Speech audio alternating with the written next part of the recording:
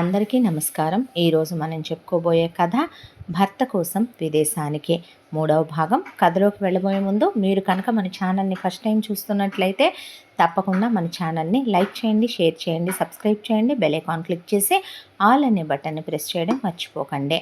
కథని ఎక్కడ స్కిప్ చేయకుండా వినండి. మరి కథలోకి వెళ్ళిపోదామా? దీనికి ముందు 2 భాగాలు ఆల్రెడీ అప్లోడ్ చేసి ఉన్నాయి. వినకపోతే విని ఆనందించండి. అక్కడికి వెళ్ళిన తర్వాత ఎయిర్పోర్ట్లో దిగింది. అక్కడ ఉన్న ఆఫీస్కి సంబంధించిన వాళ్ళు వచ్చి రిసీవ్ చేసుకొని వాళ్ళు తాత్కాలికమైనటువంటి అకామిడేషన్ మాత్రమే మేము ఇవ్వగలము, మీరు వేరే హౌస్ చూసుకునేంత వరకు, ఆ తర్వాత మీరు వెళ్ళి హౌస్ చూసుకోవాలి అని చెప్పారు. అలాగే నంది అన్న తర్వాత అక్కడ కొంతమంది ఫ్రెండ్స్ పరిచయం అయ్యారు, కొలీగ్స్ ఫ్రెండ్స్ అయ్యారు. దాంతో వేద పవన్ ఫోటో చూపించి, ఇతన్ని ఎక్కడైనా చూసారా మీరు, ఏదైనా సూపర్ మార్కెట్లో, షాపింగ్ మాల్స్లో, ఏదైనా థియేటర్స్, హాల్స్, పోనీ ఎక్కడైనా స్ట్రీట్స్, ఫంక్షన్స్, పార్టీస్, పబ్స్ అక్కడెక్కడైనా చూసారా అని అడిగితే వాళ్ళు లేదని చెప్పారు. దాంతో పొద్దునంతా ఉద్యోగం చేసుకుంటూ సాయంత్రం అంతా తనే వెతకటం మొదలుపెట్టింది.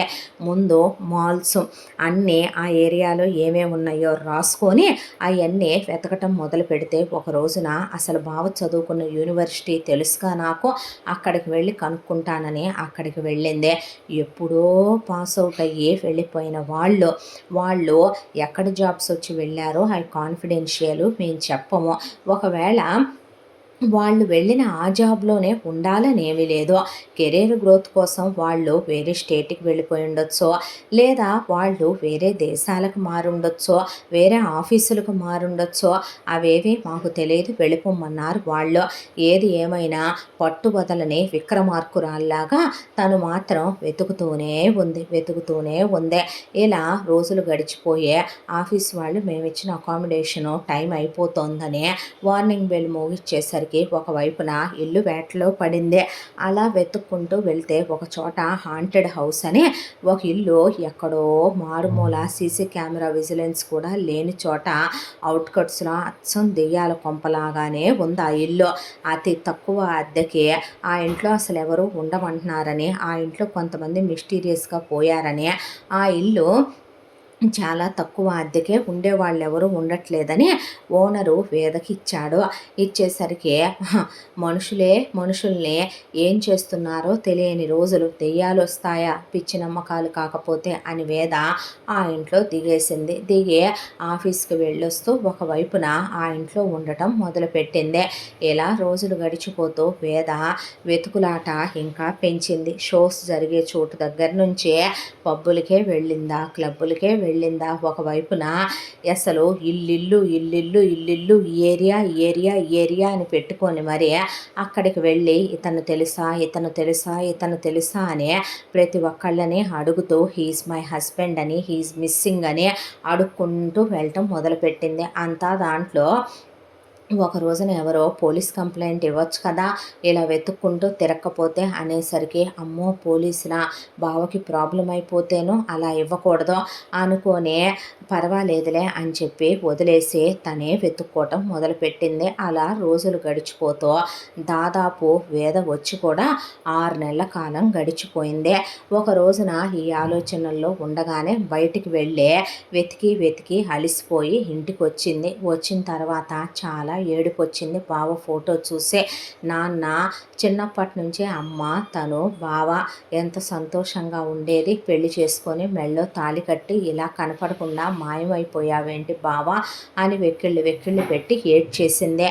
ఆ తర్వాత లేచి స్నానం చేద్దామని బట్టలు తీసి మెళ్ళో ఉన్న తాళి నల్లబూసలు తీసి ఆ పక్కనున్న టీపాయ్ మీద పడేసి టవల్ కట్టుకొని స్నానాల గదిలోకి వెళ్ళి స్నానం చేసి వచ్చిన తర్వాత మళ్ళీ టవల్ కట్టుకునేలోపు బెల్ మోగితే ఎవరా అని చూస్తే ఏదో కొరియర్ పార్సిల్ వచ్చిందని చెప్పేసరికి వెళ్ళి ఆ కొరియర్ తీసుకొని అక్కడ ఫారెన్లో టవళ్ళు కట్టుకొని తిరగటం అలాంటి కామనే కాబట్టి ఆ పార్సిల్ ఏంటా అని చెప్పి చూస్తే ఆఫీస్ వాళ్ళు క్రిస్మస్ ఈవ్ జరుగుతోందని చెప్పి వాళ్ళు ఏదో గిఫ్ట్లు పంపించారు ఎంప్లాయీస్కి. ఆ వచ్చిన గిఫ్ట్ ఓపెన్ చేసి చూస్తే కపుల్ గిఫ్ట్, కళ్ళల్లో నీళ్లు తిరిగినాయి. తీసి ఆ గిఫ్ట్ని ఓ పక్కన పెట్టుకున్న తరువాత బట్టలు మార్చుకుందాం అనుకొని అరెరే మెయిన్ డోర్ లాక్ చేయలేదు అని వచ్చేసరికి బయట పోలీసుల హడావిడే.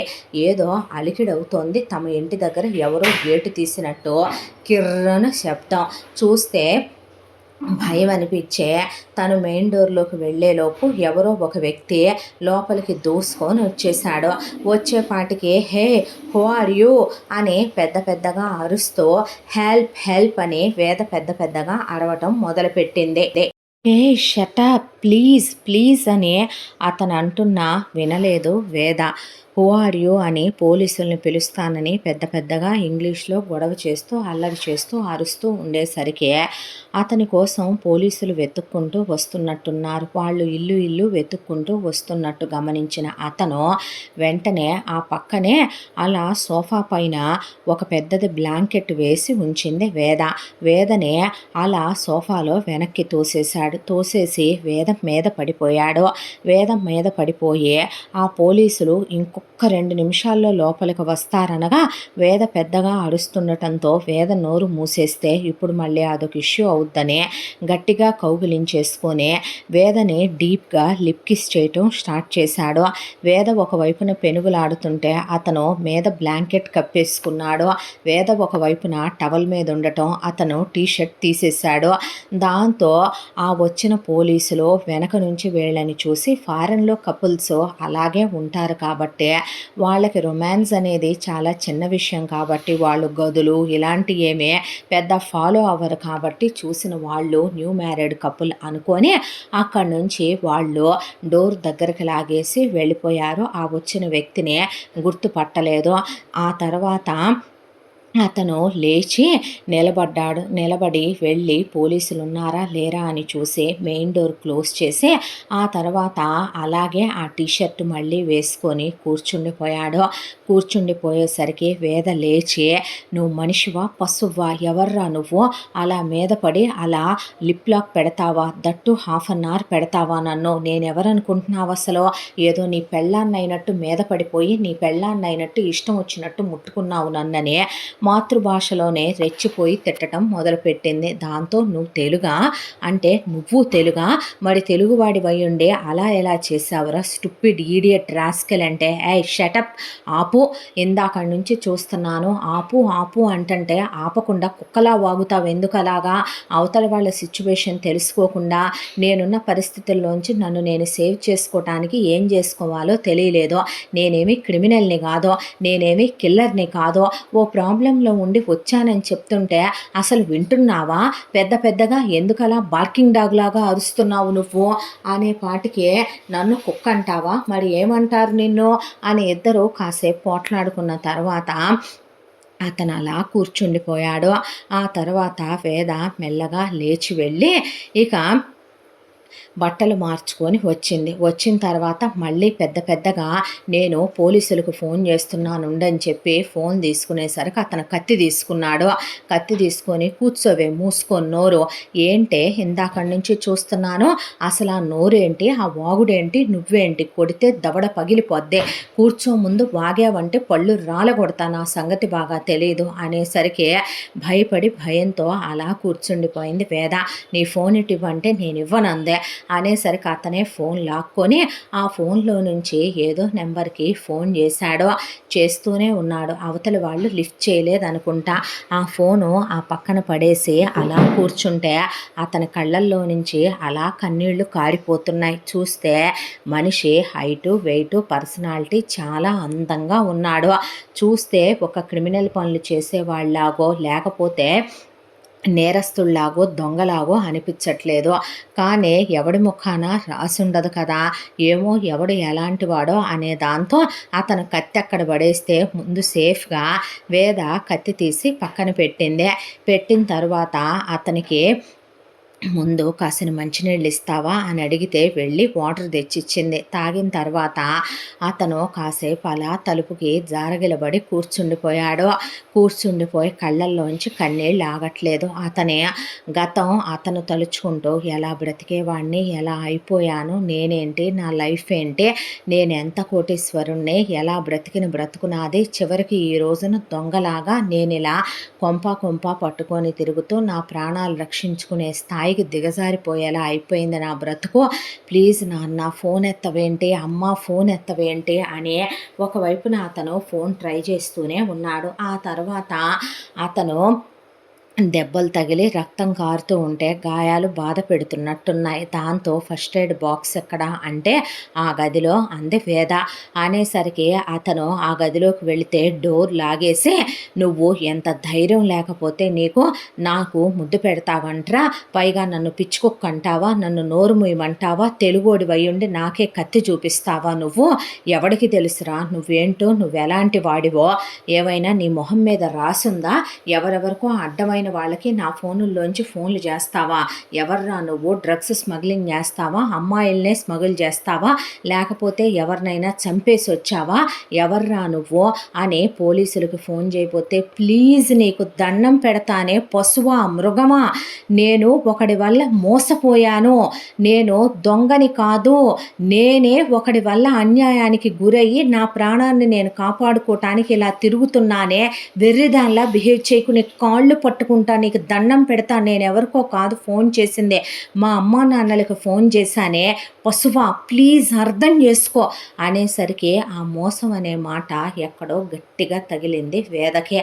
ఎంత తను బావ కోసం వెతుకుతున్నా ఊళ్ళో వాళ్ళందరూ మోసం చేసి వెళ్ళాడు, వాళ్ళ నాయనమ్మ రక్తం వాళ్ళ అమ్మ రక్తమేగా ప్రవహిస్తుందనే నాన్న అలా అయిపోవటం, చిన్నప్పటి నుంచి అలా ఉండటం, బావ అలా వెళ్ళిపోవటం, తాళి కట్టడం, పెళ్లి చేసుకోవటం, ఇవన్నీ గుర్తొచ్చే కళ్ళల్లో నీళ్లు తిరిగిపోయి చేసే ఫోన్ ఆపేసి అక్కడ పడేసే, అసలు నువ్వెవరు, ఏంటిదంతా, ఎందుకు ఇలా తిరుగుతున్నావు చెప్పు, నువ్వు చెప్పిన దాంట్లో నిజం ఉందని నా మనసు కనిపిస్తే, నువ్వు నిజంగా కరెక్ట్ పర్సన్ అనిపిస్తే ఫోన్ చేయను, లేదంటే చేస్తానని. ఆ గదికి ఒక విండో ఉంది. విండోకి యువతల వైపున వేద, అవతల వైపున రూమ్ లోపల అతను కూర్చొని అతను చెప్పటం మొదలుపెట్టాడు ఫస్ట్ ఎయిడ్ చేసుకుంటూ వేదకి జరిగిన విషయాన్ని. నా పేరు అభినయ్, మాది ఇండియా, మా నాన్నగారి పేరు విశ్వనాథ్, మా అమ్మగారి పేరు వసుంధర, మా ఊరిది, అక్కడ మా అడ్రస్ ఇదే, మాకు పెద్ద పెద్ద బిజినెస్లు ఉన్నాయి, గూగుల్లో కొట్టి చూడు కావాలంటే, పెద్ద పెద్ద వ్యాపారాలు ఉన్నాయి, కోట్ల రూపాయల ఆస్తిపాస్తులు స్థిరచరాస్తులు ఉన్నాయి. మా అమ్మ నాన్నలకి పెళ్ళైన వెంటనే పిల్లలు కలగలేదు. ఆ తర్వాత చాలా కాలానికి పుట్టాను నేను. పుట్టగానే అభినయ్ అని నాకు పేరు పెట్టే విషయం దగ్గర మొదలుపెట్టి మా నాన్న ఓవర్ డామినేటింగ్, మా అమ్మ చాలా మెతక మనిషి, అమాయకురాలు, ఆవిడెటు ఆయన ముందు నోరెత్తదో. ఇక నాకు పుట్టినప్పుడు పేరు పెట్టి ఉయ్యాల్లో వేసిన దగ్గర నుంచే నేనే స్కూల్కి వెళ్ళాలి, ఏం చదువుకోవాలి, ఎవరితో ఫ్రెండ్షిప్ చేయాలి, ఏ బట్టలు వేసుకోవాలి, ఏ తిండి తినాలి, ఎన్ని గంటలకి నిద్రపోవాలి, ఎన్ని గంటలకి నిద్ర లేవాలి, చివరికి నేను రోజుకి ఎన్నిసార్లు ఊపిరి పీల్చుకోవాలి, వదిలేయాలనే. మా నాన్న గురించి చెప్పాలంటే ఒక బొమ్మరిల్లులో ప్రకాష్ రాజ్ లాంటి క్యారెక్టర్లో చాలా చీపు చిన్నవి అయిపోతాయేమో అంత డామినేట్ చేస్తూ టార్చర్ చేస్తూ నరకం చూపించాడు. నిజం చెప్పాలంటే నా లైఫ్ నాకు నచ్చినట్టు ఉండాలనిపించేదే. నా లైఫ్ నేను స్వేచ్ఛగా స్వతంత్రంగా బ్రతికే హక్కు అర్హతలు నాకు లేవా? మళ్ళీ మనిషిగా పుడతానని గ్యారంటీ ఏముందే? నాకు నచ్చిన తిండి తినాలి, నచ్చిన బట్టలు కట్టుకోవాలన్నా కూడా ఆంక్షలో. ఇప్పటికిప్పుడు నేను వేసుకున్న బట్టలు ఆయనకి నచ్చలేదంటే ఆ బట్టలు నేను ఇమీడియట్గా మార్చేసుకోవాలి. ఇప్పటికిప్పుడు నేను తినే తిండి ఆయనకి నచ్చకపోతే ఆయన చెప్పిన తిండే తినాలంటే గొంతు పట్టేసేది నాకు. అలా ఆ నరకాల మధ్య పెరిగి పెద్దయ్యి నా చదువు కంప్లీట్ అయిపోయింది. నేను ఎంబీఏ చేయాలన్నది ఆయన నిర్ణయం. ఇంజనీరింగ్ అయిపోయాక పీజీ ఎంబీఏ చేశాను. అయిపోయాక నన్ను ఆస్తులన్నిటికీ వారసుడుగా ప్రకటించుకున్నాడు ఆయన. ఆ తర్వాత నన్ను ఆఫీస్కి రమ్మనమన్నాడు. ఫ్యాక్టరీకి నేను వచ్చి ఏదైనా డెసిషన్ తీసుకుందామంటే నాకన్నా ముందే ఆయన డెసిషన్ తీసుకుని అదే కరెక్ట్ అని, అదే ఓకే చేయమనమని, ఇంకసలు నేను ఎందుకు వెళుతున్నానో కూడా ఆఫీస్కి తెలిసేది కాదు. దాంతో పిచ్చెక్కిపోయి డిప్రెషన్లోకి వెళ్ళిపోయాను. నిద్రాహారాలు లేకుండా అయిపోయింది జీవితంలో. ఒక మనశ్శాంతి లేదు, ప్రశాంతత లేదు. ఇలాగే ఉంటే ఇంకొంతకాలానికి నేనే పోతానేమో అనే చెప్పుకోవటానికి చిన్నయ్యగానే ఉన్నా నేను అనుభవించిన హింస నరకాలు అంతా ఇంత కాదు. ఆయన కొట్టిన దెబ్బలే తిన్నానా, తిట్టిన తిట్లే తిన్నానా, బాధలే పడ్డానా ఆయన నోటితో చెప్పలేను నేను. దాంతో ఒకరోజు నిర్ణయించుకున్నాను, ఇక అక్కడ ఉండాలనిపించలేదు. ఆయన చచ్చిందాకా మళ్ళీ ఇండియా తిరిగి రాకూడదు అంటే నేను అబ్రాడ్ వెళ్ళిపోవాలని వీసాలు పాస్పోర్ట్లు అన్నీ రెడీ చేసేసుకున్నాను. మా అమ్మ దగ్గరికి వెళ్ళి మా అమ్మ ఒళ్ళో పడుకొని వెక్కి వెక్కి ఏడ్చాను. నువ్వు వెళ్ళిపోతే గొడవ చేస్తాడేమో కదా నాన్న, అల్లరల్లరి చేస్తాడు మీ నాన్న అందే. అమ్మ నీ మొగుడు చచ్చిందాకా నేను తిరిగి రాను, ఇలాగే ఉంటే నేను చచ్చిపోతానమ్మా. నేను పంజరంలో పక్షిని కాదమ్మా, అతను నన్ను ఎన్ని హింసలు పెడుతున్నాడో నీకు అర్థమవుతుందిగా అని చెప్పేసరికి మా అమ్మ బాగా డబ్బున్న వాళ్ళ కూతురు. దాంతో జస్ట్ తన స్త్రీధనంలో ఒక అలా 5% అమ్మితే మా అమ్మకు 5 కోట్ల రూపాయలు వచ్చినాయి. ఆ డబ్బులు ఇచ్చి దాంతోపాటు తన నగల్లోంచి కొన్ని నాకు ఇచ్చి హ్యాపీగా ఉండమని వెళ్ళమని చెప్పి పంపించి రోజు తనకు ఫోన్ చేయమనమని పంపించింది. అబ్రాడ్ వచ్చాను. వచ్చిన తర్వాత ఇక్కడ ఒక మంచి కాలేజ్ చూసుకొని ఆ కాలేజ్లో జాయిన్ అయ్యాను. ఒక్కడనే ఫ్లాట్ తీసుకొని ఉండేవాడిని. Enjoyment life. నాకు నచ్చిన తిండి తిన్నాను, నచ్చిన బట్టలు కట్టుకున్నాను, పబ్బులకి వెళ్ళాను, డ్రింక్ చేశాను. అమ్మాయిలంటే నాకు ఎటు అంత ఇంట్రెస్ట్ ఉండదు కాబట్టి చాలా హ్యాపీగా ఎంజాయ్ చేస్తూ లైఫ్ గడుపుతూ ఉండగా అదే కాలేజ్కి వేరే ఒక అతను వచ్చాడు ఇండియా నుంచే. అతనికి అమ్మా నాన్న ఎవరూ లేరని, పూర్ ఫ్యామిలీ అని, ఏదో వాళ్ళ అమ్మా నాన్నలు మిగిల్చి వెళ్ళిన కొన్ని డబ్బులతో ఇక్కడ చదువుకోవటానికి వచ్చానని చెప్పి నాకు పరిచయం అయ్యాడు. అలా పరిచయం అయిన మా ఇద్దరి మధ్య స్నేహం ఎంత బిల్డ్ అయిపోయిందంటే ముందు అతను వేరే ఉండేవాడిని తీసుకొచ్చే నేను నాతోనే ఉంచుకున్నాను. అతని గురించి నాకేమీ తెలియదు. నాకు అంతకన్నా అతను చెప్పిన దానికి మించి పర్సనల్స్లోకి వెళ్ళి అడిగే ఇంట్రెస్ట్ కూడా నేను పడ్డ బాధల్లో నాకు అసలు లేదు. కానీ నా విషయంలో అతనికి ప్రతిదీ తెలుసు. నా ఫ్యామిలీ గురించే, నా చిన్నప్పటి విషయాల గురించే, అలాగే నా చదువు గురించి, మా నాన్న గురించి, మా ఫినాన్షియల్ స్టేటస్ గురించే, నా ఫోన్ పాస్వర్డు, అలాగే నా ల్యాప్టాప్ పాస్వర్డు, అతనికి ఒకటి కాదు నా మెయిల్ ఐడీలో అన్నీ తెలుసు. అంత క్లోజెస్ట్ ఫ్రెండ్స్ అయిపోయాం ఇద్దరం. అతనికి ఫినాన్షియల్ ప్రాబ్లం ఉందని నేనే ఫినాన్షియల్గా కూడా నేనేం కొనుక్కుంటే అతనికి బట్టలు, షూసు, గ్లాసెస్, ఫుడ్డు బయటికి తీసుకెళ్లేవాడిని కూడా. అంతా దాంట్లో అతనికి నాకన్నా ఎక్కువ ఎంజాయ్మెంట్స్ ఉండేవే. అమ్మాయిలతో బాగా తిరిగేవాడు ఎంజాయ్మెంట్లని. లైఫ్ ఇప్పుడు కాకపోతే ఎప్పుడు రా అనేసేవాడు నాతో. అది కాదు మామ, ఈరోజు నేను ఈ పబ్కి వెళ్తున్నాను మామ అని వెళ్ళిన డబ్బులు ఇచ్చి పంపేవాడిని, ఏమీ అనేవాడిని కాదు. అలా మా 2 సంవత్సరాల చదువు అయిపోయింది. అయిపోయిన తర్వాత వాడికి నాకు ఉద్యోగాలు వచ్చినాయి. కానీ నాకు ఉద్యోగం చేయాలని లేదు. ఒక ప్రాజెక్ట్ చేసుకున్నాను. దానికోసం నేను ట్రై చేస్తుంటే ఏంటది అని అడిగాడు. నా ఫ్రెండ్ కోసం నా ప్రాణమే ఇచ్చేంత స్నేహం నాదే. అలాంటిది నేను వాడికి ఎక్స్ప్లెయిన్ చేయనా, కూర్చోబెట్టి మొత్తం పిన్ టు పిన్ను ఎక్స్ప్లెయిన్ చేశాను. చాలా బాగుందన్నాడు. కానీ అమ్మిచ్చిన 5 కోట్లలో 2 కోట్లు ఖర్చు అయిపోయినాయి, 3 కోట్లే ఉన్నాయి. దీనికి 30 కోట్ల దాకా కావాలి, ఇంకా ఇన్వెస్టర్ కోసం వెతుకుదాము అన్నాను.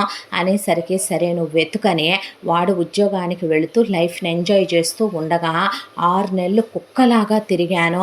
ఒక ఇన్వెస్టర్ దొరికాడు. ఆ తర్వాత ఆ ఇన్వెస్టర్ పెట్టిన పెట్టుబడితో బిజినెస్ స్టార్ట్ చేస్తే నేను వెళుతున్న జాబ్ దగ్గర ఉండలేకపోతున్నాను మామ, నేను కూడా నీ దగ్గరే ఉంటాను నీకు హెల్ప్ఫుల్గా, ఫినాన్స్ డిపార్ట్మెంట్ అంటే నాకు ఇంట్రెస్ట్, నేను అదే చూసుకుంటాను అని చెప్పాడు. అలాగేనని స్నేహం కోసం ప్రాణం ఇచ్చేంత పిచ్చోండి నేను. సరేనని చెప్పి రమ్మనమన్నాను. 2 సంవత్సరాల పాటు నిద్రాహారాలు మానేసే చెప్తే నమ్మవు నువ్వు. కోట్ల రూపాయల టర్నోవర్ వచ్చేలాగా ఆ బిజినెస్ని తీసుకెళ్ళాను. ఇన్వెస్టర్ చాలా హ్యాపీగా ఫీల్ అయ్యాడు. ఈలోగా నేను పెద్ద మ్యాన్షన్ కొన్నాను, కార్లు కొన్నాను. అసలు లైఫ్ ఇంత హ్యాపీగా ఉంటుందా అన్నట్టు లైఫ్ సాగిపోతోంది. అంతా దాంట్లో నా ఫ్రెండు విచ్చలవిడిగా నా డబ్బులు ఖర్చు పెడుతున్నా నేను ఎందుకు అనలేదు. అతను అమ్మాయిలతో తిరిగేవాడు, అతను ఐలాండ్స్కి వెళ్ళేవాడు, లైఫ్ ఎంజాయ్ చేయాలనేవాడు. ఒకవైపున నేను ఎటు బిజినెస్లో బిజీగా ఉంటున్నాను. పాపం వాడు పేదరికంలో పుట్టి పెరిగొచ్చాడనే దాంతో వాడి ప్రతి ఇష్టాన్ని కాదనకుండా డబ్బులు ఇస్తూ వాడి సంతోషంలో నా సంతోషాన్ని వెతుక్కునేవాడిని. అమ్మకు ఫోన్ చేసేవాడిని. నాన్నతో మాట్లాడలేదు అసలు నేను వచ్చాక. నేను పొయ్యానని నాన్నకి నా మీద చాలా కోపం వచ్చి నాకు తత్తనాలు పిండాలు పెట్టి ఫోటోకి దండేసేసాడని అమ్మ చెబితే నవ్వుకొని వదిలేశాను నేను. ఆ తర్వాత ఇలా రోజులు గడిచిపోతూ ఉండగా రీసెంట్గా ఒక 5-6 నెలల క్రితం సడన్గా తెలిసిన విషయం ఏంటంటే నా ఫ్రెండు నేను ఊరెళ్తున్నాను అని చెప్పి నాతో చెప్తే ఎప్పుడు వస్తావురా అంటే ఒక నెల 2 నెలల్లో వచ్చేస్తానన్నాడు. 2 నెలలు దాటినా వాడు రాలేదు, అది వేరే విషయం. కానీ నేను ఇంత కష్టపడి పెట్టిన ఎన్ని వందల కోట్ల రూపాయల వ్యాపారాన్ని వాడు నేను ఆల్రెడీ కొన్ని పేపర్స్ మీద కొన్ని చెక్కుల మీద ముందే సైన్ పెట్టి ఉంచుకుంటాను. అవన్నీ నేను లాకర్లో పెడతాను. ఆ లాకర్ పాస్వర్డ్ వాడికి తెలుసు. దానికి తోడు వాడి ఫినాన్స్ డిపార్ట్మెంట్ చూసుకుంటూ నా చేత కొన్ని చెక్కుల మీద కొన్ని డాక్యుమెంట్ల మీద సైన్ పెట్టించేసుకొని మా బిజినెస్ మొత్తం వాడు బ్లాక్ మార్కెట్లో అమ్మేశాడు. అమ్మేసి కొన్ని వందల కోట్లు క్యాష్ చేసుకున్నాడు.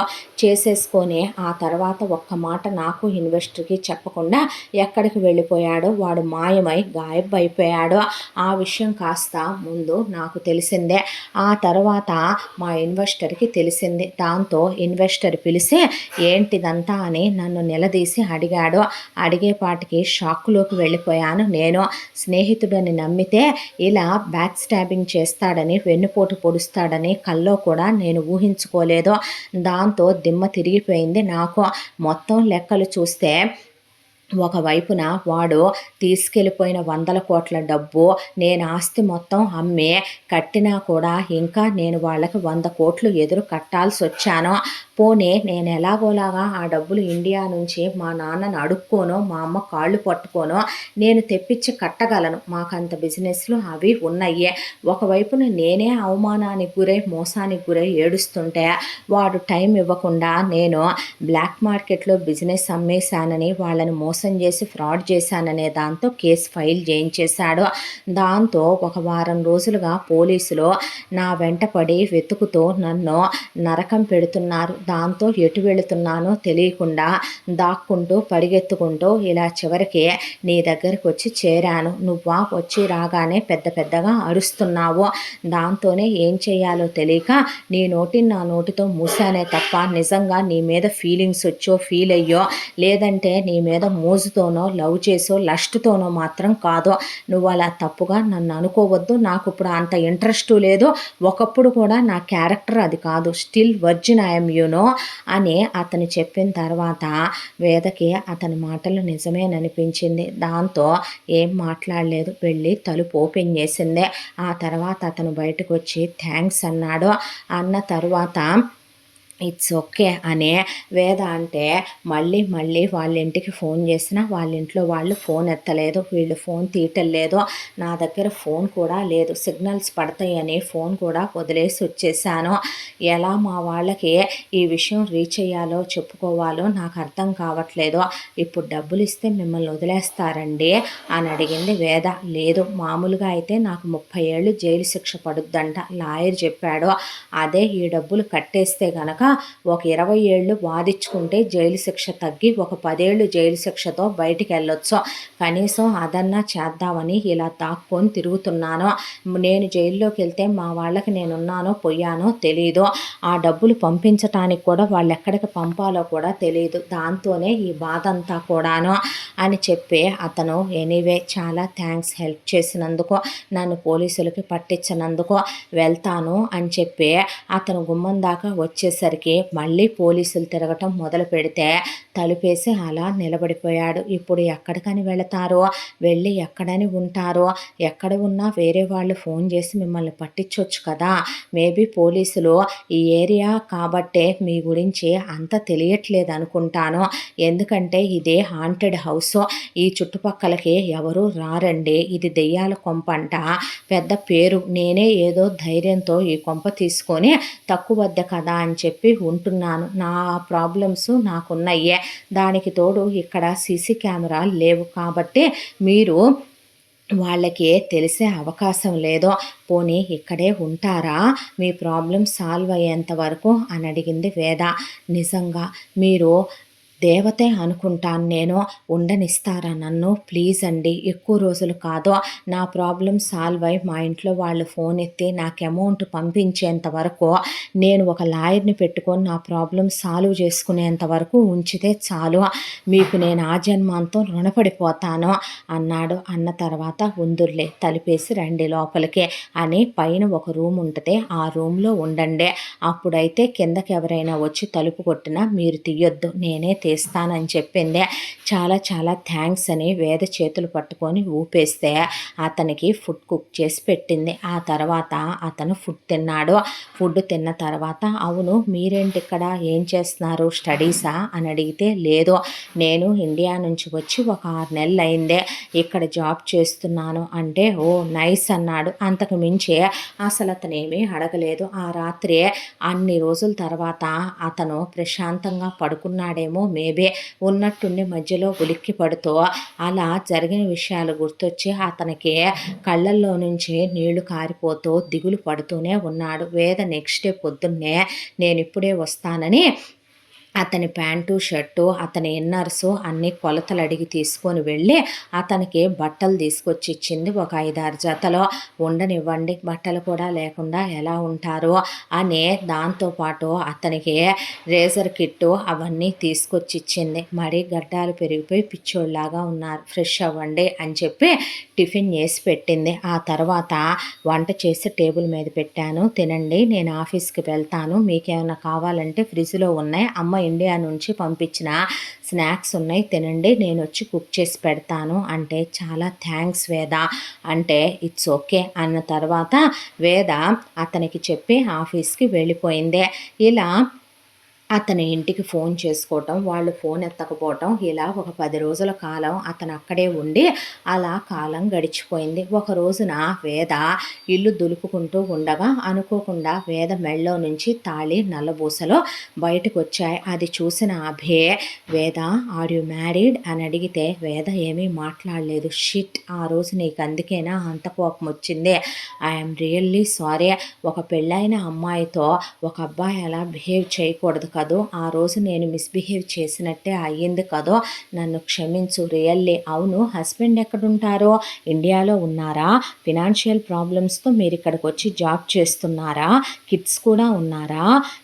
ఏం చేస్తూ ఉంటారు మీ హస్బెండ్ అని అడిగేసరికి వేద ఏమీ మాట్లాడలేదు. అదేంటి, నా గురించి ఆ రోజు అంత ఆరా తీసి అంత ఝాన్సీ లక్ష్మీబాయి లాగా క్వశ్చన్స్ మీద క్వశ్చన్స్ వేశావు, నీ గురించి నాకు చెప్పవా మరి అని అడిగాడు అభి. అడిగేసరికి వేద కూర్చొని వేద కళ్ళల్లోంచి నీళ్లు కారిపోతూ ఉండగా హే ఏమైంది అని అడిగాడు అభి. అడిగేసరికి వాళ్ళ నాన్నమ్మ అనసూయ తాతయ్య భూపతి దగ్గర మొదలుపెట్టి ఇక్కడికి వచ్చిందాకా చెప్పుకొచ్చేపాటికే అలా కూర్చుండిపోయాడు అభి. ఇదంతా వినే అంతా దాంట్లో మీ బావ నిన్ను మోసం చేసినట్టే కదా వేద, ఇది మోసమే కదా, అతను ఇలా వచ్చేసాడు అంటే గాడ్ గిఫ్ట్ అనుకోవాలి కదా, వాడు నిన్ను టచ్ చేయకపోవటం, నీకు వాడికి ఫస్ట్ నైట్ జరగకపోవటం. ఒక వైఫ్ అండ్ హస్బెండ్ లీగల్గా భార్యకి తెలియకుండా భర్తకు తెలియకుండా భార్య 1 సంవత్సరం కనపడకుండా పోతే ఆ రిలేషన్కి వాల్యూ ఉండదు. ఆ తాళి నల్లబూసలు ఇంకా వేసుకొని ఇండియాలో ఆడోళ్ళు ఇంకా మొగుళ్ళని భరిస్తూనే ఉన్నారా అనేసరికి ఆ అమ్మాయి ఏం మాట్లాడలేదు. అవి తీసి అవతల పడే, హ్యాపీగా నీకు నచ్చిన అబ్బాయిని చూసి ప్రేమించి పెళ్లి చేసుకో, ఎందుకు ఈ డిస్టర్బెన్సెస్ అన్నీ నీకు, అతను రాడు, అతను క్లియర్గా తెలుస్తుంది నిన్ను మోసం చేశాడని. అంటే లేదండి, మా బావ చాలా మంచోడు, మా బావ అంటే నాకు చాలా నమ్మకం, నిజం చెప్పు వేద, ఇంత దాంట్లో ఒక్క నిమిషమైనా అనిపించలేదా? అనిపించిందండి. అంతా దాంట్లో 99% నమ్మకం ఉన్నా ఎక్కడో 1% అందరూ మీలాగే అంటున్నారు, దాంతోనే మోసం చేశాడేమో అని ఒక్క క్షణం బాధ. మళ్ళీ అంతలోనే చెప్పుకుంటున్నాను, నా తాళికి నా నల్లబూసలకి శక్తి ఉండి తిరిగి వస్తాడేమోననే నమ్మకం. మీరు ముట్టుకోలేదంటున్నారు, చిన్నప్పటి నుంచి పెంచుకున్న ఇష్టం, ప్రేమ, నమ్మకం అవన్నీ కూలదోసేసుకొని ఎలా ఒక మనిషిని అనుమానించని చెప్పండి అనేసరికి నాకు జ్ఞానోదయం అయింది. ఒకడు నన్ను ముంచి దీనికి ఇంకా జ్ఞానోదయం అవ్వలేదనమాట. వాడు డెఫినెట్గా దీన్ని మోసం చేసి వెళ్ళాడు, దీనికి కూడా 1 డే అయిపోద్ది జ్ఞానోదయం అనుకున్నాడు అభి. ఆ తర్వాత అభి ఇలా వాళ్ళ ఇంటికి ఫోన్ చేస్తూ ఉండగా ఒక రోజున వాళ్ళమ్మ వసుంధర ఫోన్ ఎత్తిందే. అమ్మ అనేసరికి అభి అనే ఆవిడ, ఏమైపోయావు నాయన, ఒక్క ఫోన్ కాల్ అయినా లేదేమిట్రా, నీ ఫోన్కి ఎన్నిసార్లు ఫోన్ చేశాను, ఎన్ని మెసేజ్లు పెట్టాను, నీకెన్ని మెయిల్స్ పెట్టాము, ఏమైపోయావు కన్నా అని ఆవిడ అటు నుంచి అడుగుతుంటే అభి జరిగిన విషయం మొత్తం ఆవిడకి చెప్పాడు. చెప్పేసరికి అయ్యో, ఇప్పుడు నువ్వు అంత పెద్ద ప్రాబ్లంలో ఉన్నావా నాయనా, ఇప్పుడు ఎక్కడున్నావయ్యా అంటే, ఇలా ఒక అమ్మాయి షెల్టర్ ఇచ్చిందని అక్కడున్నానని చెప్తే, పోనీలే దేవతల, ఎవరో పాపం బిడ్డ దొరికిందే, నువ్వు అక్కడే ఉండు, నీకన్నా నాకు ఏ ఆస్తి ఎక్కువ కాదు నాన్న, ఆస్తిలే అవసరమైతే నేను తెగనమ్మైనా సరే మామయ్య వాళ్ళు, పెదనాన్న, బాబాయ్ వాళ్ళు ఉన్నారు, వాళ్ళ చేత నేను నీకు ఆ 100 కోట్లు పంపిస్తాను అని చెప్పింది వసుంధర. చెప్తే నాన్నగారు ఎలా ఉన్నారు, పోయారా అంటే, వాట్ అన్నాడు. అవునయ్యా, మీ నాన్న పోయాడు, మీ నాన్నకి పర్ఫెక్షన్ పిచ్చని నీకు తెలుసు కదా, దాంతో పనివాడు సాసర్లో కాఫీ ఒలికిచ్చాడని పెద్ద పెద్దగా అరిసి గుండెపోటు వచ్చింది, హాస్పిటల్కి తీసుకెళ్తే అరగంట మృత్యువుతో పోరాడి ఐసీయూలో పోయాడు. ఇంతటితో కథ 3వ భాగం పూర్తి. ముగింపు భాగంతో మళ్ళీ కలుసుకుందాం. తప్పకుండా మన ఛానల్ని లైక్ చేయండి, షేర్ చేయండి, సబ్స్క్రైబ్ చేయండి, బెల్ ఐకాన్ క్లిక్ చేసి ఆల్ అనే బటన్ని ప్రెస్ చేయడం మర్చిపోకండి. ఇంత మంచి కథను మనకు అందించిన కథా రచయిత్రి జి. యామిని శ్రీనివాస్ గారు. ముగింపు భాగంతో మళ్ళీ మీ ముందుకు వస్తాను. Thank you so much.